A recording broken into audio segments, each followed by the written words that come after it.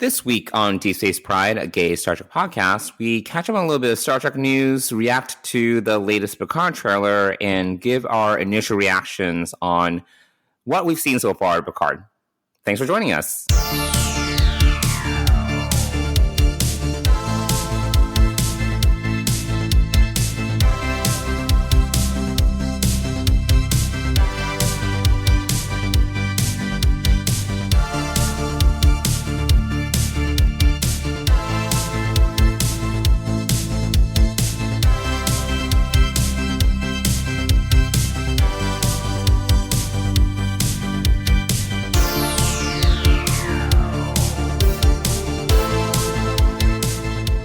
Hey, Mike.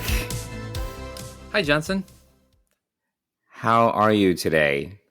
I am good. How are you? How's your weekend? It's okay. It's going all right. It's almost over, but still have some hours before Monday.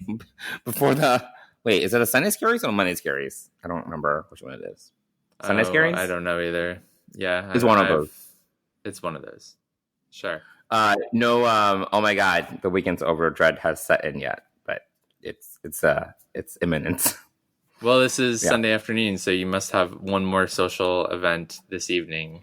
No. I was going to have something, but my friend canceled on me, so it's actually fine. I'm like low key, and then I'm looking forward to just having a night in. So it's one of those days actually. When you're like, you made plans, you tried, you did your best to be social, but due to unforeseen circumstances, you're not going to be social, and you're like, I don't mind not being social, actually. So it's one of those days.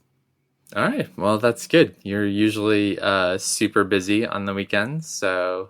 Well, last week was busy. Like, I had something like every single day. Like, it was nonstop. Like, every day. And work was absolutely nuts. Like, it was like batshit. So between that and just literally every night there was something. It was a lot. Except for Wednesday, I think. Otherwise, every day there was something. Yes, so there was. Yeah. I saw you twice this week. We had dinner with friends from Boston, and then just the two. And then we had ramen separately. And then we had ramen, yes. And bubble tea. And bubble tea. That's right. Yes. Well, how are you? Dennis is back. Yeah, Dennis is back from the Philippines. Things are good. He's still jet lagged, but it's great having him back. And we're back in the city as well. We were in Massachusetts for a week with my sister and family, so Hamish got to have a big backyard and other dogs to play with, so that was all good. Right. And then he was tired out for like a whole week? He's a little low key. I think he enjoys the quieter life a little bit. The quieter life being Boston or New York? Which one is quieter for him? New York. Oh, New York. Okay. Yes. No, it's funny. I said to one of my nephews, I was like, do you want to come to New York? And he's like, no, I like the quiet here. And so I was like, oh, that's interesting. And then I get here and I actually think that here for me is quieter than up there because all of the craziness of family life and whatnot. But right. Family, dogs, kids. But it is. But then I started, listening to like the street noise. There is a lot of street noise and whatnot. So, So in some ways it's quieter, in some ways it's noisier. It just depends on your perspective. But we're back and back in the city. And Hamish is doing well. So it's and Dennis is very jet lagged, that we know. He is very jet lagged, yes. So he's but he didn't get a lot of sleep on the trip, for whatever reason, either being, so he is sleeping a lot and getting caught up on rest, and then he's back to work again tomorrow. So as are we. Yeah. So Yeah. Well, I'm gonna be in San Diego this week, which I'm. Oh wow, you are. You're traveling again. Yes, traveling Tuesday through Friday. Back to California, my favorite state. But this is fine. It's fine. It's like not. LA. It could be worse. Yes. It could be LA. No, LA would definitely be worse. Oh my God. It would be like awful. But It's not like San Diego is not a horrible place to be stuck. no, LA is so bad. But again, I think like my experience with LA is just so limited to essentially it's essentially limited to Beverly Hills and like Universal City, like because like that's all where my entertainment clients have been, and I don't know if either of those neighborhoods are like peak examples of what LA can be. I don't know. Like Beverly Hills, I'm not a fan of, and Universal City is just like it's just studios, like studios everywhere. It's like I don't know. It's fine. It's fine. Whereas San Diego is just sunny and warm, and I mean, there's like beach or something, but I haven't looked at it. I haven't looked at the beach. Actually, the last time I went to San Diego, I saw the beach and I was like, I see it, but I didn't step on it. So you're not a beach person. Yes. No, absolutely not. Got it. Absolutely not. It's not my thing, as you know, nor the sun. Mm-hmm. So I'm like, where's the nearest indoor shelter / underground area that I can hide in? Meanwhile, this weekend has been the coldest on record in the Northeast. It has been cold, but I'm fine with it because I'm mostly spending it inside. I mean, I did go out, but you did go out. Yes, you were out in the I did weather quite a bit. I did. Yes, I did. No, I had a date Friday night, and we were outside for like 2 minutes, and I was like very cold. Yes. Yeah. And that wasn't even the coldest. Yesterday was the coldest. No, Friday night was so cold. Friday night was like 8 degrees. That was really cold. Yesterday actually like warmed up to like I think the 20s or something. But Friday night was like frigid. It was very frigid. So anyway, yeah. So San Diego, have that to look forward to, and Picard premieres in 2 weeks. It's upon us. Yeah, it does. Yeah, we have the premiere here in New York City next Monday? Next Monday? Yeah. Oh, that's right. Yes, we're going to. Yeah. I spent money with you. Did I pay you? I paid you. Yes, I was like, did I pay you? Yes. Yes. And who's going to show up? Is Patrick Stewart's coming? Is Gates McFadden coming? Frakes. Yeah, Gates and Michael Dorn.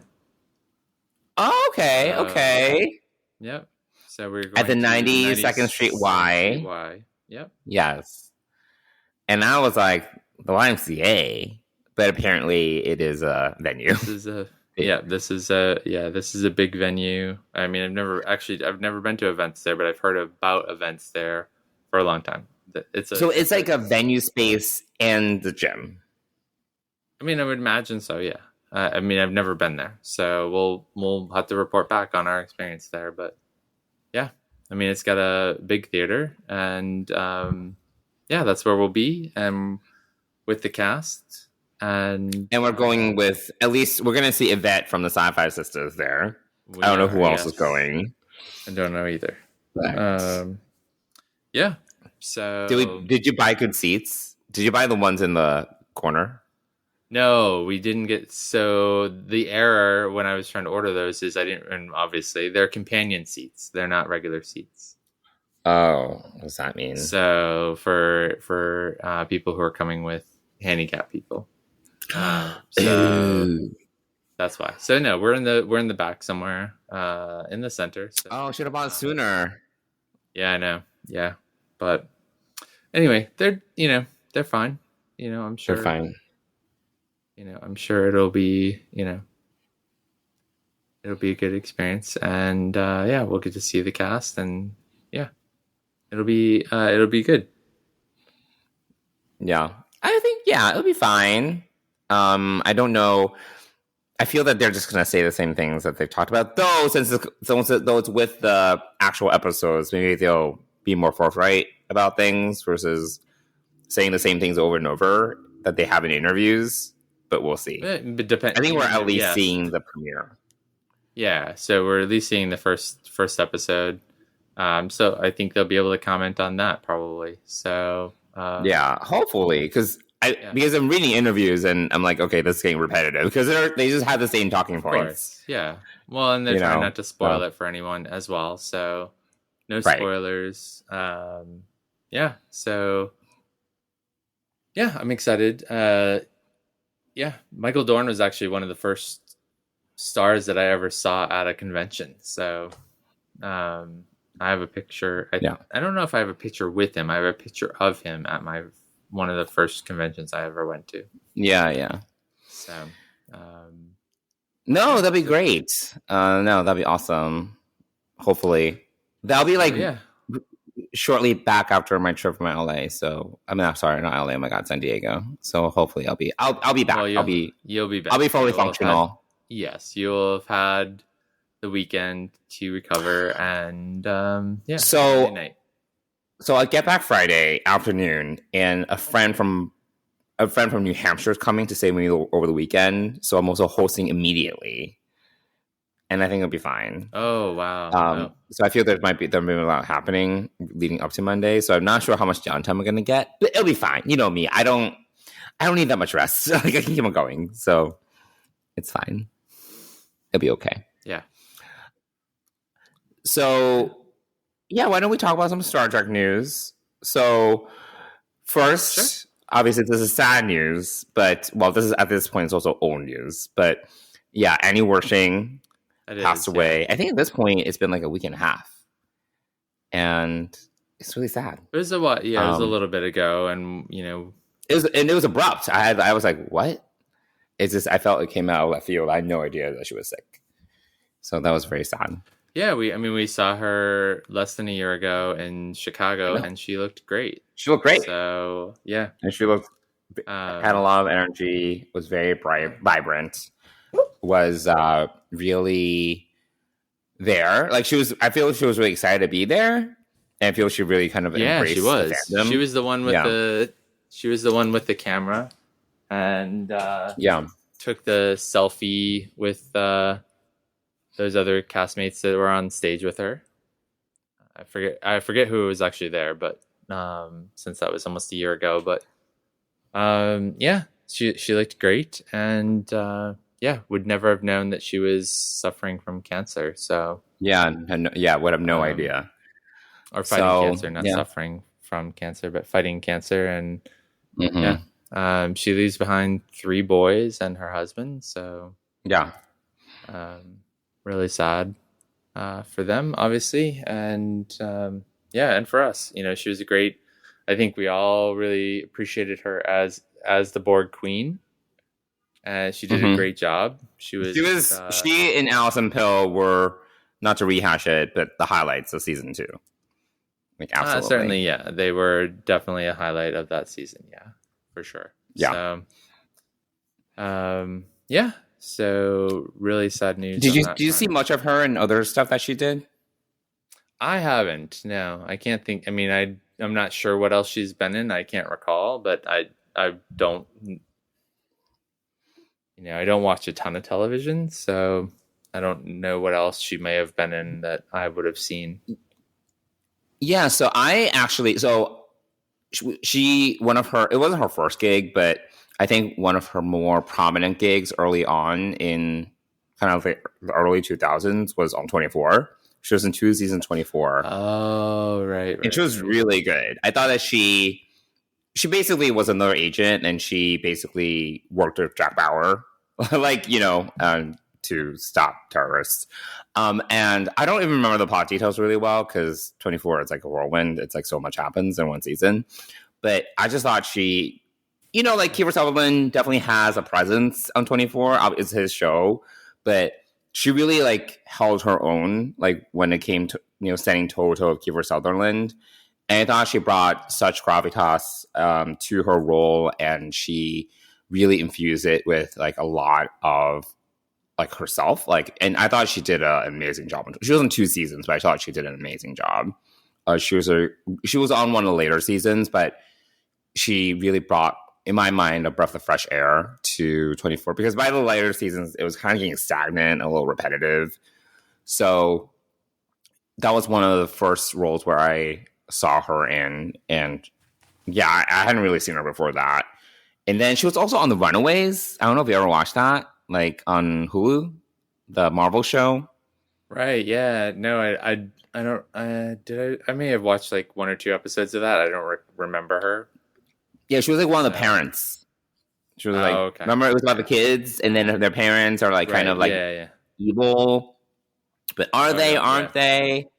Oh, I remember but she was like one of the parents, and yeah, she was great on that too. I only watched, I think, the first season, but I really liked her on that one too. Okay. But she was good. And yes, you're right. The Borg Queen, she really made it her own. She did a great job with it. It didn't feel like this is Alice Krieg, I don't know her name. Alice Krieg again, or Susanna Thompson. It's like, it was really like her, it was her version of the Borg Queen. Yeah. That had almost like a little bit more attitude, like in some ways than, any of the Borg Queens you've seen. And I kind of like that. I kind of like that she just like brought her own flair to like still kind of the same like insidious edge to the Borg Queen, but with a little bit more of a dramatic flair, which I really liked. Very sarcastic in some ways. And I really liked the way that she did that, like the way that she brought that character to life. So definitely a great, and I guess like one of her final roles, because I think she was basically in production when she was sick. Like she had already gotten her diagnosis. She was probably like during 2020, early 2021 that season 2 was in production. So yeah, I thought she did awesome. Yeah, absolutely. She was a great actress, and it's sad that she left us far too soon. So yeah. So R.I.P. Annie Wersching. Very sad. Great contribution to Star Trek fandom, and yeah, best to obviously her and her family there. Yeah. But yeah, I think that can also be a good segue to what we're looking forward to in the near future, which is Picard Season 3. And Paramount recently released a trailer. It was in front of a football game? Or in a football game? It was during the halftime of one of the 2 championship games. Okay, wait, is this like college football or is it NFL? NFL. So yes. Oh, okay. Oh my God, you're so masculine. Look at you. You know football. Oh my God, look at you. Okay, wait. Do you remember who was playing? Do you know who the team? No, were? I do not know. Okay, so we'll go so far. No, I mean I know who's in the Super Bowl, and I can't remember if the Super Bowl. Who's in the Super Bowl? The Eagles. Did they already figure out who's in the Super Bowl? Oh yeah. That was one of the games that determined who was going to be in the Super Bowl. Oh, who's in the Super Bowl? Tell me. The Philadelphia Eagles and the St. Louis Chiefs or Kansas City Chiefs. I forget. I don't know what they're called now. So, yes. Are the Eagles the favorite going in? I feel they usually do really well. No?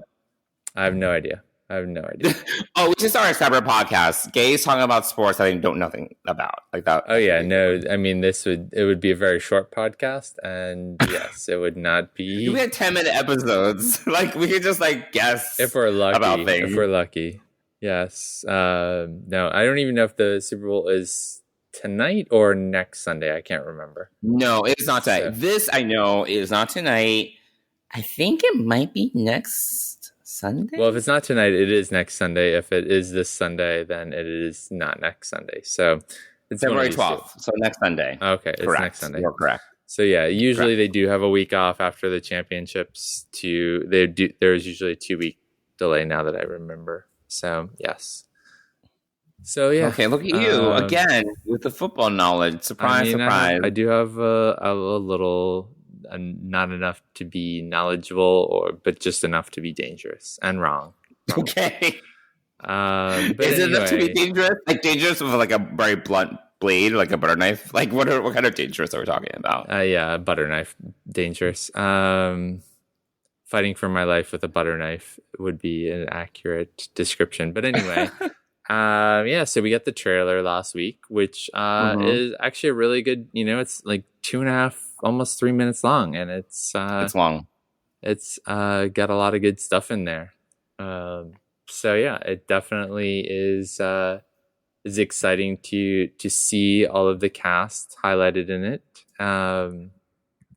Yeah, I think my favorite part of the trailer is towards the end when they're all clearly sitting around a conference room table. Oh my god, I was just going to talk about that. It's like they're back in back in the not the observation lounge. Observation lounge, yeah. So I thought that was really cool. Yes. So because Terra Metalis did say, because I think one fan was like, "Are we going to actually get them like all in one place all together?" Right? Yes. Because it's like obviously, probably like half the season's just trying to pull them back, right? Like one could surmise, and it's like, are we actually going to get them all in the same room together? And he did confirm that was the case. So that'll be very cool. A cool moment when they're all back in the observation lounge and they're like talking about what to do next. Together. Right. Yeah. There's definitely a lot of Riker and Picard action. They seem to spend a lot of time together. So they go on to the Titan A together. And so, yeah. And we see Commander 7 there. We see Commander 7. We see some That's sort of the only carryover really from season 2, right? Is that she did sort of command the Stargazer when they came back from Q's little misadventure at the end of season 2. For a hot minute. It was a field commission. Captain. Yeah, it was a field commission to captain, and now looks like she's officially in Starfleet as the first officer on the Titan. So that's always exciting to see because I think she is a fan favorite. She's great. Yeah, I love Jerry Ryan.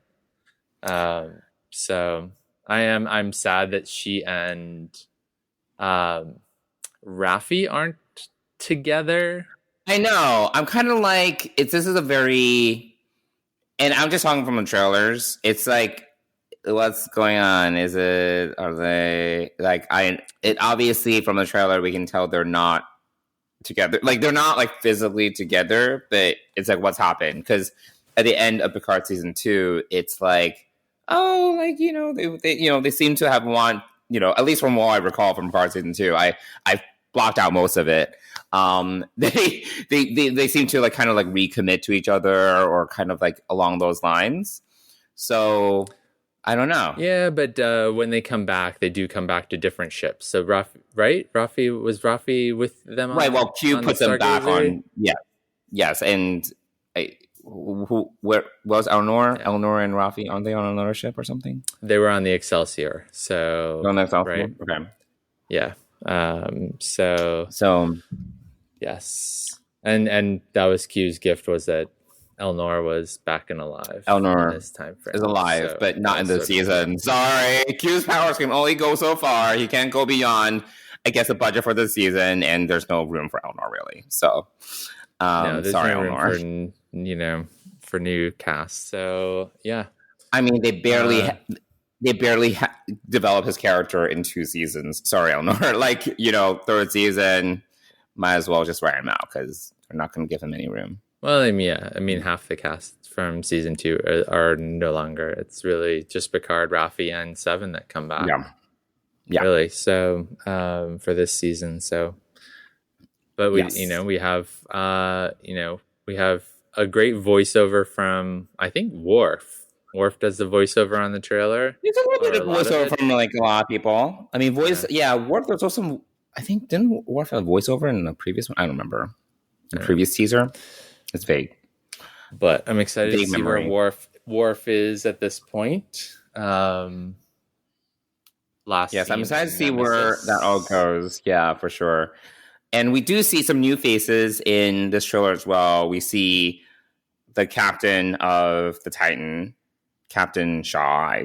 I think we say his name without being a big spoiler. Captain Shaw, and he has some lines. We see him a little bit of him. Yep. And he's just basically, and he has a little bit of voiceover. Like it's more dialogue, but it's used as voiceover where he's like, well, we're not going to be like blowing shit up. And then it's like action, action, action. Right. Yeah. Yes, we get it.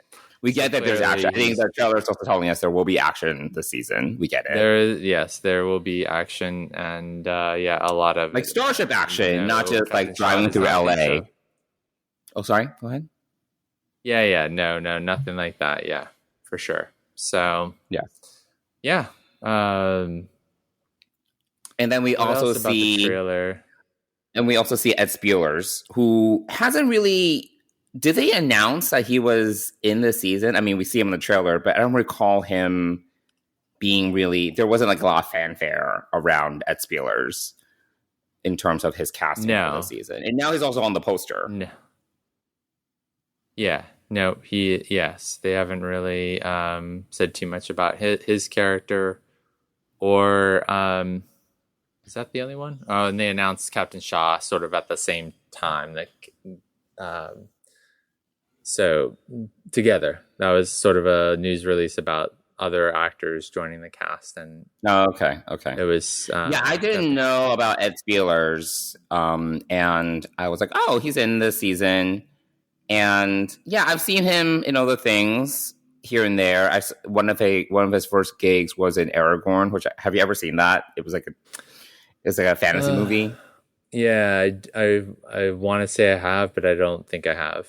I mean, if I did, it was long ago, and I don't even know if long ago is really that long ago. But anyway, he's in some gigs. Aragorn. He was in Downton Abbey, like Eye Candy. Oh, that's right. Yes, he was in Downton Abbey. Yes. Yeah, he was one of the servants. Oh, that's right. Yes. Okay, like he was one of the servants, and Thomas was kind of attracted to him. Remember Thomas, the gay servant. Yes. And then I don't remember Ed Spieler's character's name, but it was like, no, I'm not into that. Like it was awkward. Yeah, it was awkward. Yeah. Yeah. That's right. I think that's probably a more memorable role. The Aragon was probably a lot longer ago. It was I think it was his first acting role.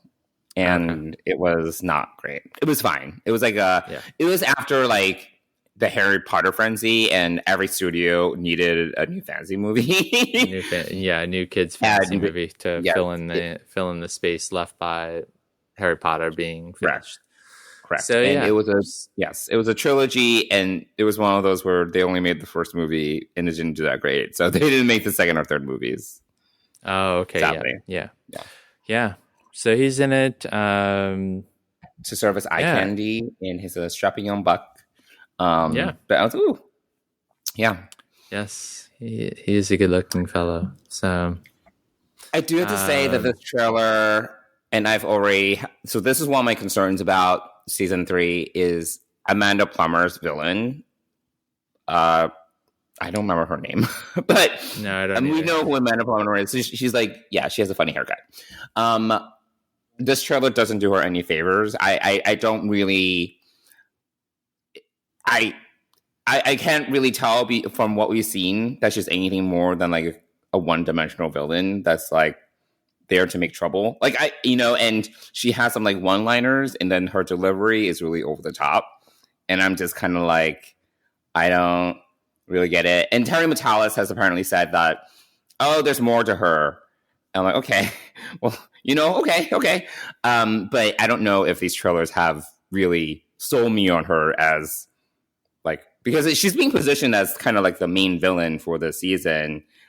And I know we've seen a little bit of Moriarty, we've seen a little bit of Lore, but I think we talked about this when we saw the first trailer. I was like, I like, who is this? Like, I don't know. She sounds evil, but other than that, I don't know what. She sounds evil. And it's not like, so it's not a evil, it's not a baddie that we've met before, it seems. So, whereas obviously we've met Moriarty and Lore before, And so those were big reveals in previous like teaser trailers. So, so yeah, you know, it's hard to know what kind of role she plays. You know, the ship that is in the trailer that's the enemy looks to me very like Star Trek 2009 Romulan-esque with those the Narada. The Narada. With the like the curved sphere, not spheres, but do we also say it kind of looks like the scimitar from Nemesis? It also kind of looks like. Oh yeah, I guess it does. Yeah, it does. I guess would look a little bit like that. Man, it's been forever since I've watched Nemesis. I know. I think I watched Nemesis. The last time I watched Nemesis was before season 1 of Picard. Actually, I know I watched it. That was the last time I watched it. Because I wanted to know where we left off with Data and everyone. Right. How we left all of that. Because obviously Data's death played a big role in season 1. So that was the last time I watched Nemesis. Right. So yeah, I guess it would be like the scimitar in some ways. But also just seeing it reminded me of the Narada from Star Trek 2009. So yeah, I wonder if they need to reinvigorate their starship designs a little bit, because I feel all the like, this is a bad ship, so it has very sharp angles, or it's pointy, versus the Federation ships that are very well rounded, or like, you know, round angle. You know what I mean? Like, it's like, I feel they can like, and that's why from not to go on too much of a tangent, but for Strange New Worlds, I really like the Gorn ship because it wasn't sharp and edgy, but it wasn't very like even, like it was like very like a weird shape, you know. It was like odd. But when it comes to Starfleet ships, they're very like, you know, like they're very even looking. Like, you know, you can split it down the middle. Like, what's that called? I'm like my English is like I can't find the word. Can't it's like speak today. Yeah, I don't know. There's a way to say like, yeah, it's like very like you can split it down the middle. It's like very evenly shaped. Versus the Gorn ship, you can't like really like split it down anyway. It's just like it looks funny. It's interesting. I can't remember what the Gorn ship is, but to be honest, from Strange New Worlds, Strange New Worlds, I don't even remember what their ship looked like. It wasn't pointy. It wasn't like a pointy ship. It literally looked like it didn't really have any sort of like definable edges, or you can tell where the bridge was.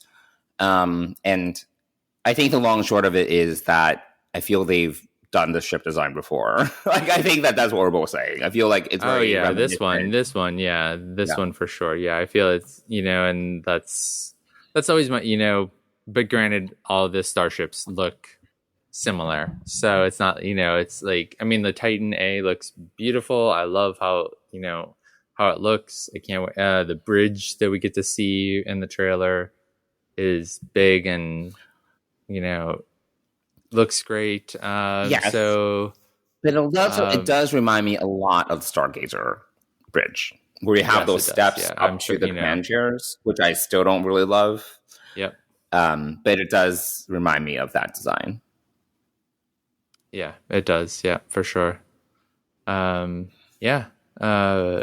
Anything else from the trailer? I can't really think of anything specifically, but yeah, you know, I definitely would like to see some new enemy designs, but anyway, who knows? Maybe there is a connection to the scimitar or something. Who knows? Maybe. Certainly possible. Yeah. Yeah. Or the Narada. Less likely, but possible. Who knows? Yeah. Well, I mean, the Narada is technically from this timeline, and that's true. So, it's from the timeline. Oh yeah, and it's also a Romulan ship.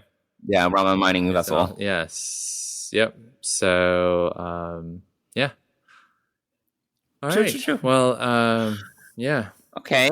So that's our reaction. I mean, like, yeah, overall, I thought the trailer worked well. It kind of builds up anticipation for the season. It shows you a lot of action shots, quick character moments. We know everyone's back. None of this is a surprise.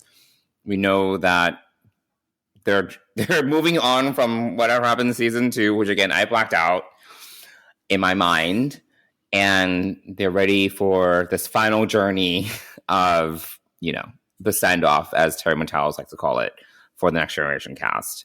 So again, what I feel could have been Picard season 1, but obviously Patrick Stewart did not want that.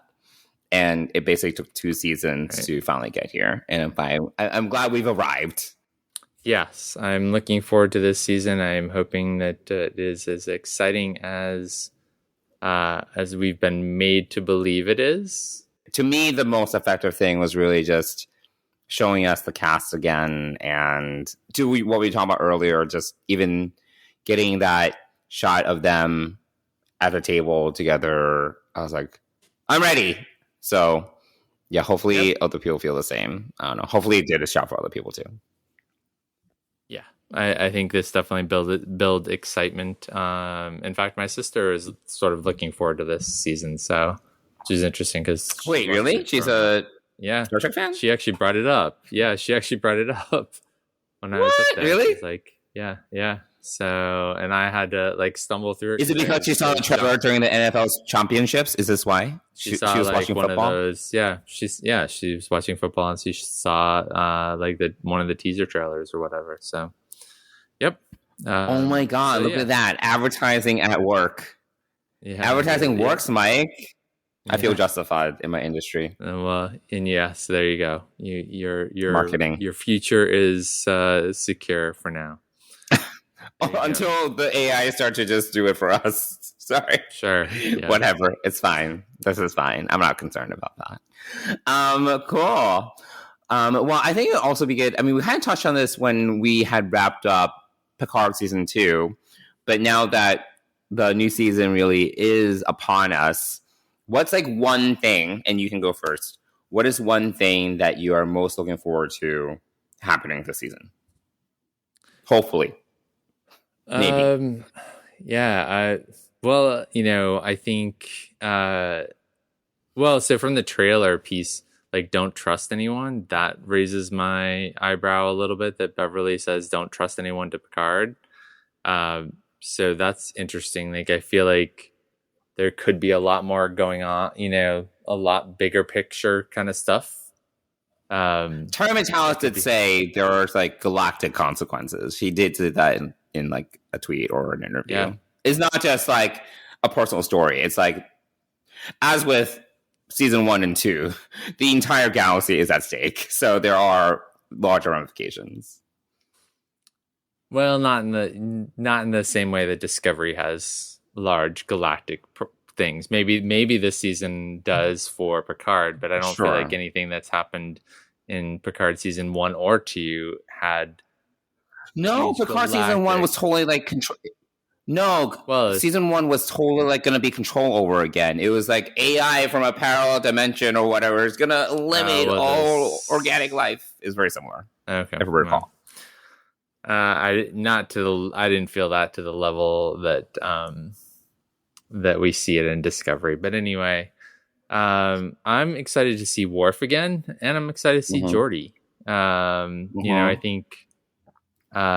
think, and one of the big things about, obviously this show is Picard, and we've probably talked about this a little bit, but Geordi was definitely missing from like the sort of the death scene of Data, right? And that whole piece, like their friendship.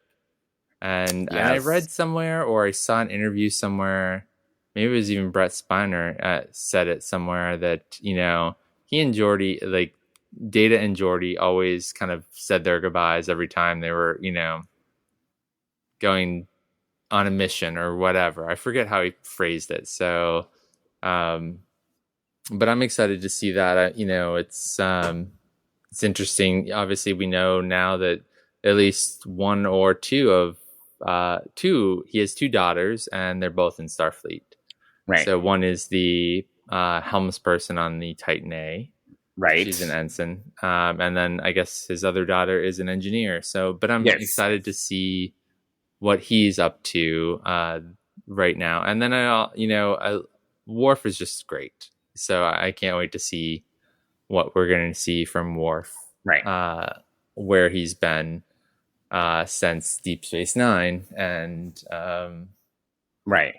and Nemesis. So I'm Right. excited for those two. I know for you, what it's, I already know the answer to this, but share with our listeners. Yes, you know the answer. What are you know the looking answer. forward to? I do. Go ahead. Yes. Tell So us what we you talked are about most this looking way forward to. back. I don't remember if it was we were talking about like women of Trek. It might have been for International Women's Day or something like that, or if we were kind of going, if we were stepping back into old episodes, or it was something like that. But I barely remember talking about it, so I'll just repeat it. But my favorite character in The Next Generation is Beverly Crusher. She's my favorite character. I was really inspired by her when I was watching Next Generation. She kind of helped to actually inform some of my interest and love of science. I thought that she was, she was great as a character, but she also had a very sharp and scientific mind. The way that she approached problems, I thought was great. And I really admired who she played as a character, what her character was. But as you also know, Beverly Crusher did not get the best material in The Next Generation or in the movies. Like, I feel that she was really put aside in, honestly, both her and Deanna were really not given much to do in all the films, which is really sad. And, and you can blame, probably like Rick Berman and like yada, yada. But I mean, she could have done so much more. And in the series, like her most prominent episode is probably Sub Rosa.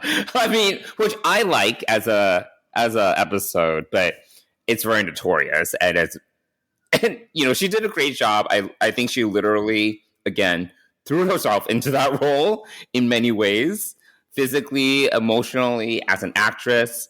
But I also think that it's, upon reflection, it's like, if that was Gates McFadden, I was like, really? Like, this is what I have to work with. These are storylines.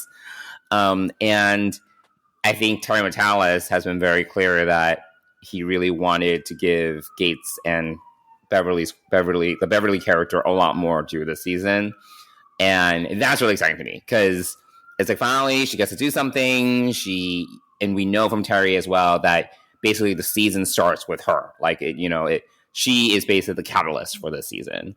And that's really exciting to me. I'm really looking forward to seeing where her journey takes her, what she's been doing.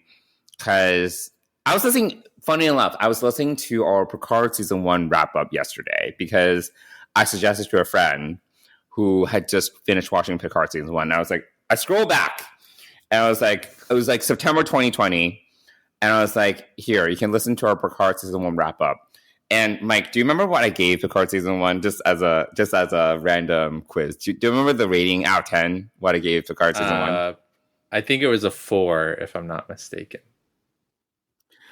I gave Picard Season 1 a 7.5 out of 10. And I said that I liked it. I did not love it. I was shocked. I was like, oh my God. I was shocked. And I did have a lot of the same complaints that I do have about Picard Season 1 in general. But I think I was being like really kind about it because you gave it an 8.5 or a 9.5 out of 10. And I think I was like, oh, like, it was like our second episode. So I think I was also like being like really kind about it. And I think as upon reflection, I would totally give it like a 3 out of 10. Like, terrible. And there were like moments when, for example, I listened to the episode because sometimes I just love to hear ourselves talk. And there were definitely moments when it made sense for Beverly to be in the picture, whether it's like Picard calling this random doctor to tell him he is his aromatic syndrome popping out. I'm like, perfect way to get Beverly back. Like she was his confidant in All Good Things. I told him that he would probably have aromatic syndrome. Like, what a missed opportunity, right? And I mean, we can chalk this probably a lot up to Patrick Stewart and him wanting to avoid Picard being TNG 2.0. But I'm really glad that we're now at a point where we can revisit these characters, give them all an opportunity to kind of wrap things up more emotionally than what we got in Nemesis. I mean, I didn't hate Nemesis, but I don't think it necessarily did all the characters justice because, again, it was kind of like the Picard data show. But I do think that for me, the most exciting thing when I've been hearing Terry talk about the season is how much of like a love letter it is to Beverly's character. And that's definitely something that's honestly for the past 6 months since Terry's been like spilling beans at left and right, like that for me has been really exciting. And I don't even care about, I've talked about this, I don't care about Laris, like get rid of her. Like Picard and Beverly belong together. I've been shipping that for like 20 plus years, so whatever. Anyway.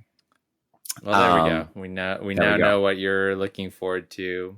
Yes, with enthusiasm. With a lot of enthusiasm, yes. With a lot of enthusiasm, yes. For sure.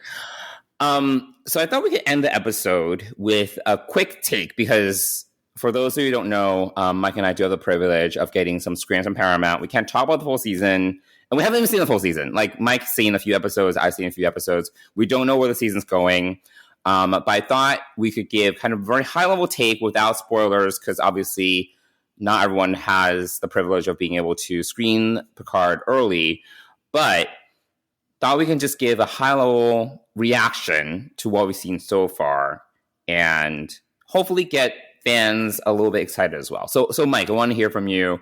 Just from what you've seen so far, I know that you haven't even seen all the screeners yet. What's your take so far?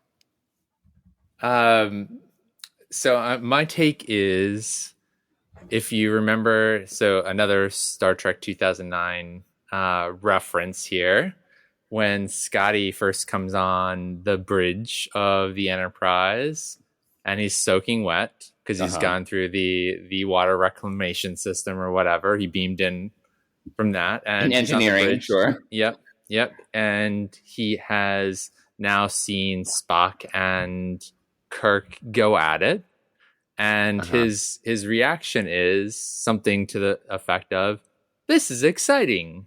And and he says it with such great enthusiasm, and I am a fan of Simon Pegg, so and of his take on Scotty from the JJ universe. So I what I've seen so far is very exciting, and I've enjoyed it, and I've been savoring it. So I know you've been savoring it. I watched 6 episodes in one sitting. I finished at 3 a.m. and I was like, I'm ready to talk about this to you. And you were like, I'm not, I've been like nowhere near watching episode 1 yet.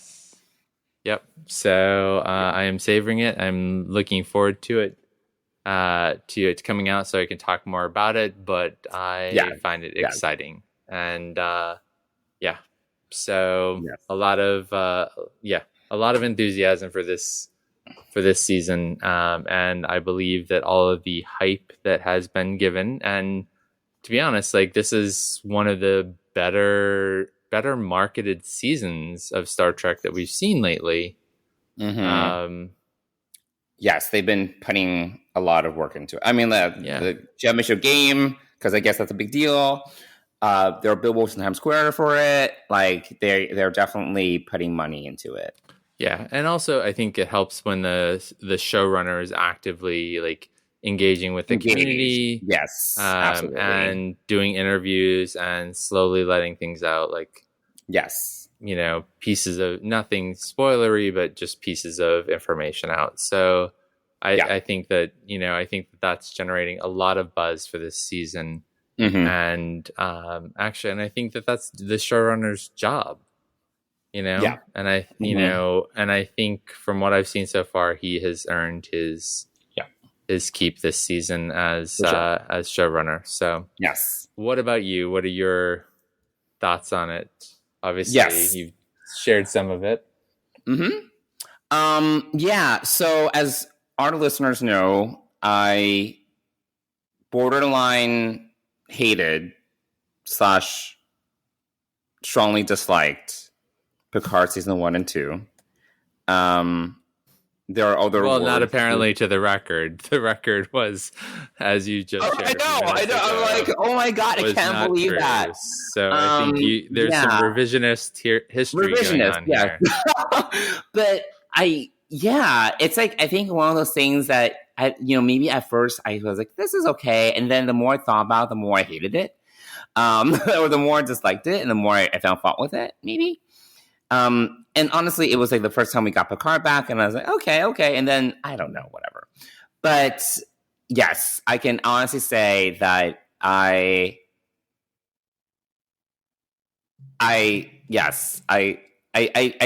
could have not. I didn't need Picard season 1 and 2. 2 was better than 1, but again, that's to me a low baseline. I think Picard season 3 is much superior. I wish this is what we started with. I think from a storytelling perspective, cohesion, characters, it's massively superior. We're not edged along the way, and there's no climax. We haven't seen the full season yet, and I'm like, this is great. There's payoff, there's character payoff, there's story payoff, and we're not just just dragged along and where the fuck is this going? And here's a character, and they're dead. Like Hugh, for example, where in my mind, and again, we haven't seen the full season, don't know where it's going, but this prime example, complete missed opportunity. What's the point of bringing him back? He's dead. Don't know where he's been for 20 years. He seems to have a relationship with Seven, but guess we'll never know. It's things like that I just did not like about these past seasons, and so far have not been getting edge and not getting the satisfaction. So again, not being too spoilery, but I think that I'm not getting that from this season. It's things are paying off. And to your point, again, not getting too deep into it, I've missed Worf. It's so great to see Michael Dorn back, just the gravitas he brings to his character, and you can tell that he's excited to be back. And I've honestly missed him. He's such an asset to this cast and this franchise. And, it was so great that for them to bring him back in DS9, such a great idea, because he really brought something great to that series, just with his presence alone. And honestly, for us to see him again this season, it's been a delight just to have him back and just to have him be there again. I wasn't going to see oh man, Worf, I want him back. But just seeing him back, I'm like, man, it's been a while, and I'm so glad that he's around. And yeah, no, I think overall, I think fans are going to be, on the whole, I think they're going to be pleased. As Mike, and as our listeners know, I can be very critical. But I do think that the way that Terry is, and you can criticize Terry and be like, he just wants to do things himself. He's not season 2. A lot of things are we know that Allison's Pill is not back. We know that the dangling storylines from season 2, they're not getting picked up. But I kind of also applaud him for kind of just, and as fans watch this series and as they watch episode 1, he just wasn't afraid to kind of just rock the boat and just be like, I'm going to do this my way, and I don't need to, just overall structure, things like that, and who he has involved in the show. He hasn't been afraid to just shake things up and just do what he wanted, which I think has really paid off, in many ways. And he keeps on talking about what he likes about the old series, things that he misses, and he hasn't been afraid to bring those things back and just really shake things up. So I think it's a double-edged sword. I do think that it's unfortunate that we are going to have season 2 dangling plot threads that may never get resolved ever. But at the same time, I'm really glad that we're getting the story that we're getting, and that we're seeing these characters come back, and that we get to see where they've been. And yeah, I'm excited. I do have critiques, of course, but I'm going to save those until we get into our episode review. Nothing's perfect, but I think that for the intent of serialized live action Star Trek, so I'm not counting Prodigy, I'm thinking if there's anything else. Prodigy is serialized, but it's not live action. And as we know, Strange New Worlds is episodic. Lower Decks is animated and episodic. I do think that this is one of, if not the most successful serialized so far. We haven't seen the full season, but the most successful so far serialized season of new Star Trek that we've gotten. So yes, that's my like high level takeaway / really general review, but without revealing too much. But I think that I can honestly say that I've really liked what I've seen so far. I hope they land. I hope they stick the landing. I think that's always hard, because sometimes like great season. The last episode was like and I'm not saying Star Trek, but a lot of serialized shows, honestly, they don't always stick the landing. So I'm interested to see how they do that. And then Terry's been talking a lot about like the next generation, the next generation. So I'm kind of curious as to what he has planned. Or where he hopes to take things next after this. But yeah, so far, so good. Cool. All right. Yeah. Well, there we go. Did you have any comments or thoughts to my commentary? Nope. That is all good. And I think that's a good place to segue into thanking our sponsor. Oh, yeah, very natural segue, but go ahead. Yes, go ahead. Well, I mean, Fansets does create some amazing pin collectibles, and they've got some new releases for February coming out. This time we have the Voyager 29th Century Time Delta, which I had forgotten about. That's from the time ship, right? The Relativity? The Relativity, thank you. They've also got the new Universe of Trek Season 1 with Matt and I don't know how to say this other Lieutenant Matt or Ensign. I guess they're ensigns. Kimulu? Oof. The two, Kim Olu. I don't know that they ever. It was always Lieutenant Matt or Ensign Matt or whatever. Anyway, they've got a pin for that. They've got a grudge pin and my least favorite character ever from Lower Decks. They now have a Peanut Hamper collectible pin. But head on over to Fansets. They have a ton of great pin collectibles, including some other new releases include the Klingon pin as well as Captain Rios, which I miss Captain Rios. I liked Captain Rios a lot. That's all right.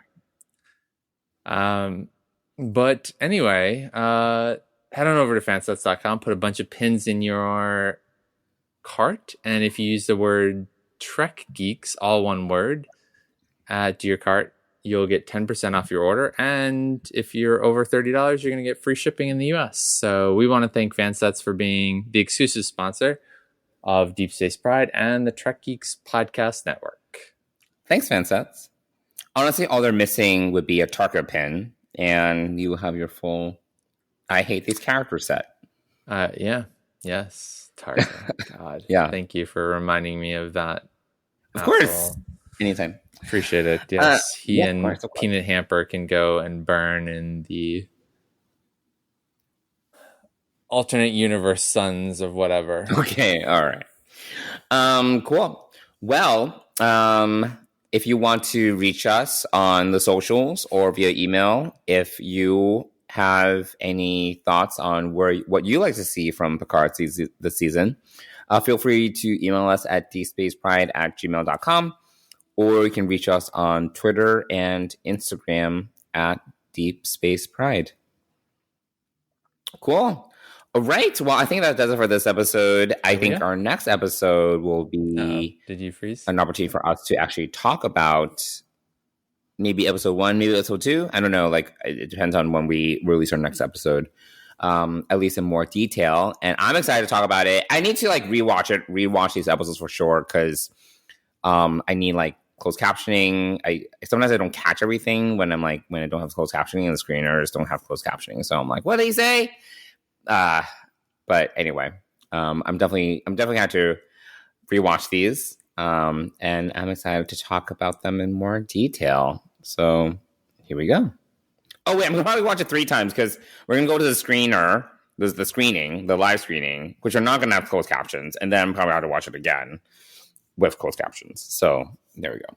But honestly, for this season, I don't mind. If it was Picard season 2, I'd be like, I don't need to. If it's like going to LA 3 times, I'm like, I don't need to do that in my life. So yeah, there we go. Well, I look forward to being able to talk about it much more in detail soon. So that'll be fun. Cool. All right. Thanks, everyone. See you all in a couple of weeks.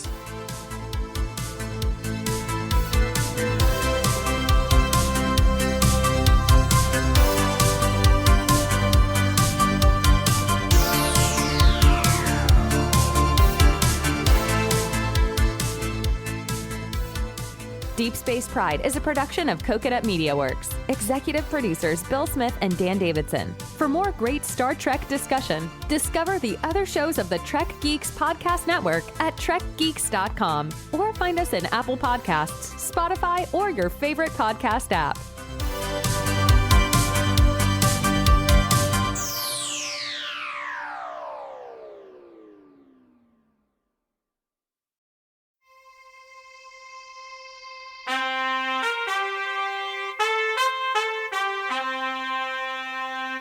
Coconut.